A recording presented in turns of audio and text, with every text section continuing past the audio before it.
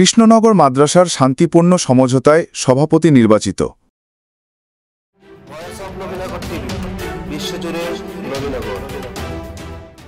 ব্রাহ্মণবাড়িয়া নবীনগর উপজেলার ঐতিহ্যবাহী দিন শিক্ষা প্রতিষ্ঠান কৃষ্ণনগর আশরাফুল উলুম ইসলামিয়া হাফিজিয়া মাদ্রাসার সভাপতি নির্বাচিত হয়েছেন এলাকার বিশিষ্ট সমাজসেবক ও রাজনৈতিক ব্যক্তিত্ব আলহাজ শফিকুল ইসলাম শফিক মোল্লা।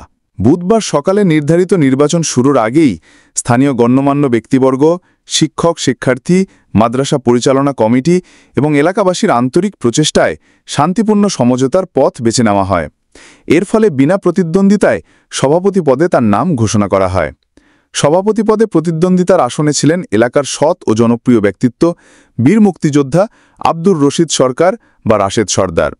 তবে উভয় পক্ষের পারস্পরিক শ্রদ্ধা ও সহযোগিতার কারণে সমঝোতার মাধ্যমে নির্বাচন সম্পন্ন হওয়ায় এলাকাবাসীর মাঝে স্বস্তি ও আনন্দের পরিবেশ সৃষ্টি হয়।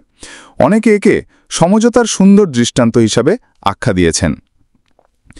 নবনির্বাচিত সভাপতি আলহাজ শফিকুল ইসলাম তার প্রতিক্রিয়ায় বলেন, এই মাদ্রাসা কেবল একটি শিক্ষা প্রতিষ্ঠান নয়, বরং আমাদের এলাকার গৌরব ও ঐতিহ্যের প্রতীক।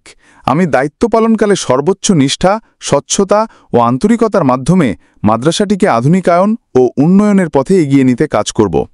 দিন শিক্ষা প্রচার, শিক্ষার্থীদের মানসম্মত হিফজ ও ইসলামিক জ্ঞান অর্জনের সুযোগ বৃদ্ধির জন্য এলাকাবাসীর সহযোগিতায় সর্বাত্মক প্রচেষ্টা চালাব।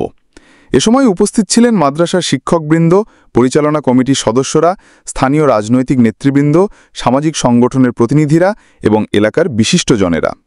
শান্তিপূর্ণ পরিবেশে সম্পন্ন হওয়া এ সমঝোতা নির্বাচনকে সবাই অভিনব ও অনুকরণীয় উদ্যোগ হিসেবে অভিহিত করেন।